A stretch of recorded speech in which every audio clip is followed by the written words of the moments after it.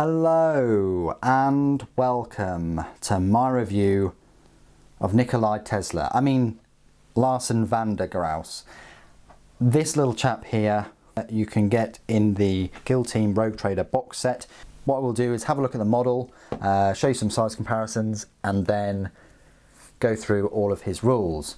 So the model itself, clearly very easy to build. It is an easy to build, push to fit kind of model, but you want to be cleaning him up and then using some plastic glue to get the best result. I think I had a couple of issues with that wire, but he went together kind of quite well. I do like these like electric coils on the back with his power generator. I like his big iPad type thing he's got, and this weapon here called a Voltaic Pistol. He's also carrying these concussion grenades, so there must have been some kind of deal on at the time, because all of the Elucidian Starstriders are carrying them. Anyway, funky little model, fair amount of detail. Let's show you some size comparisons straight away. Let's get on in there. So compared to Elucia Vane herself, she is a fair bit taller than him. He's not that tall. I mean, if you compare him to a normal Voidsman, he's similar sort of height. So there you go. Compared to a few of the other models in the kit, the Gelapox, you've got a little Nurgling here, well, Glitchling, sorry. Obviously clearly bigger than that. And then one of the Rock Shamblers, similar sort of size as a Plague Bearer I want to call it, and then next to one of the Hull Breakers, huge Hull Breaker there, absolutely huge. So yeah, dwarfed by one of them. And then finally we'll just show you next to a Chaos Space Marine. Yeah, easily dwarfed by one of those. And then some models that you might be more familiar with, such as a Space Marine, which is just a tiny bit taller than him. His eyes are going up to his forehead, top of his head, and then an Intercessor, clearly much taller. He only goes up to his chest on the Intercessor. So there you go, standard kind of sized human, civilian sized model. Not your typical kind of modified tech priest or specialist cult mechanicus. So this is my part of the review where I'll go through all of the rules for Larsen van der Grauss. You'll find him in your Elucidian Starstriders mini codex, which you get with the set.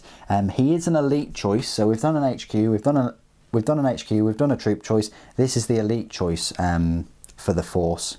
There are no fast attack or heavy support choices in the set, I must add. They're either HQ, troops or elites.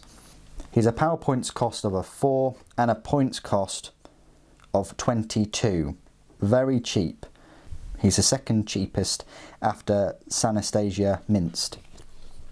So what do you get for those 22 points?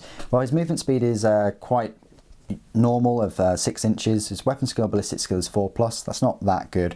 His strength is 3, toughness 3, 2 wounds, 2 attacks, leadership 8, and a save of 4+.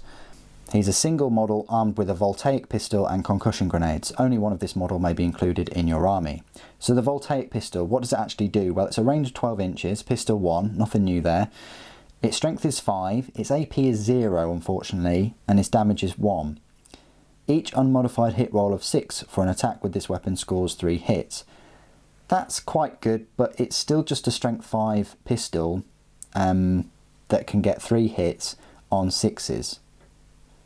So I would have thought it would have had a really good AP, or very good against vehicles, or has some kind of shock attack, but it's not. It's just a pistol that can score a few hits on a 1 in 6 chance.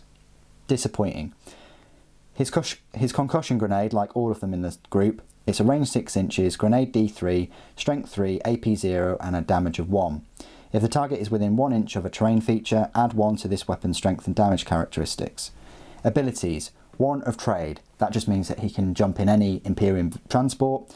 Rogue Trader Retinue, that just means that if you've got Elucia Vane in your group, then you have to deploy him within 6 inches of her.